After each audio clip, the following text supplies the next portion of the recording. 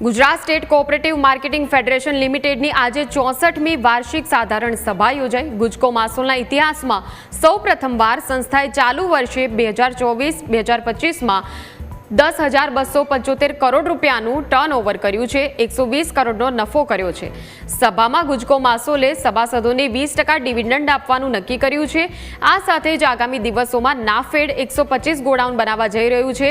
ઉપરાંત જે મંડળી સક્ષમ હશે અને ગોડાઉન બનાવવા માંગતું હશે તો નાફેડ તેમને બનાવી આપશે, તે પ્રકારની પણ જાહેરાત કરવામાં આવી છે। ગુજકો માસોલની વાર્ષિક સભામાં પેન્ડિંગ રહેલા સભાસદો બનાવવાના બાકી હતા તે તમામ સભાસદોને આજથી સભાસદ બનાવવાનો નિર્ણય લેવામાં આવ્યો છે।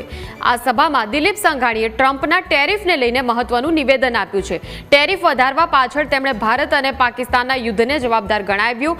આ યુદ્ધમાં અમેરિકા અને ચીનના શસ્ત્રો જે રીતે નષ્ટ થયા તેને કારણે દુનિયામાં તેની છબી ખરડાઈ અને આ કારણે ટ્રમ્પે ટેરિફ વધારીને બદલો લીધો છે। આ પ્રકારનું નિવેદન સંઘાણીએ આપ્યું છે। આ સભામાં મુખ્યમંત્રી કૃષિમંત્રીના વખાણ કરતા કહ્યું હતું કે રાઘવજીભાઈ હંમેશા ખેડૂતોની ચિંતા કરતા હોય છે। આજે પણ કાર્યક્રમમાં કહ્યું કે પહેલી ફાઇલ તમારા કાર્યાલયમાં મોકલી છે, તેમાં ચેક કરીને સહી કરી દેજો। સાધારણ સભામાં મુખ્યમંત્રી Bhupendra Patel, chairman Dilip Sanghani, vice chairman Bipin Patel, ધારાસભ્ય અને સહકારી આગેવાન જયેશ રાદડિયા સહિત મહાનુભાવો ઉપસ્થિત રહ્યા હતા। ઉપરાંત રાજ્યના તમામ જિલ્લાના આગેવાનોને પણ આમંત્રણ અપાયું હતું। આમ કરવાનું છે, રેગ્યુલર કોઈ ગુમ પડે નહીં। રાઘવજી હોય ને એટલે ખેડૂતોને બિલકુલ તકલીફ ના હોવા દે, માય પડી જાય કે ના તું કરવું જ પડે તો ચાલે જલ્દી કરશો।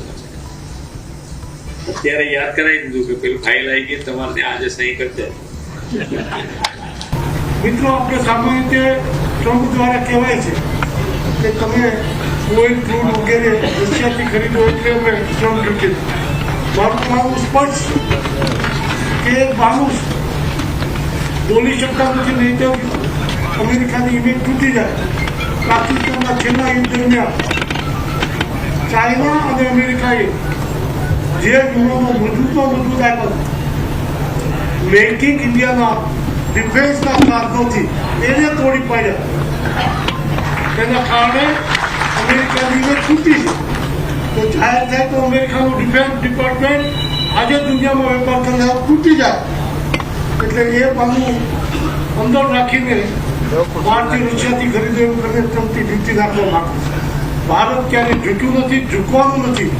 ઇકોનોમી દુનિયામાં થવા માટે જઈ રહી છે, એમાં કોમ્પ્યુટર વધારે વિશ્વાસ રાખ્યો છે। ત્યારે આપણે સૌએ સ્વદેશી અપનાવીને એ દિશામાં કામ કરીને ટ્રમ્પની ટેરિફને નમાવી દેવી છે। ત્યારે આવતા દિવસોમાં ત્રીજી ઇકોનોમી દુનિયામાં થવા માટે જઈ રહી છે, એમાં કોમ્પ્યુટર વધારે વિશ્વાસ રાખ્યો છે। ત્યારે આપણે સૌએ સ્વદેશી અપનાવીને એ દિશામાં કામ કરીને ટ્રમ્પની ટેરિફને નમાવી દેવી છે કે નિર્ધાર સાથે આપણે સરકારી આગેવાનો આગળ વધીએ। ગુજરાતની ટોચની સહકારી સંસ્થા ગુજકો માસોલ દ્વારા ચાલુ વર્ષે 10,275 કરોડ રૂપિયાનું ટર્નઓવર થયું છે।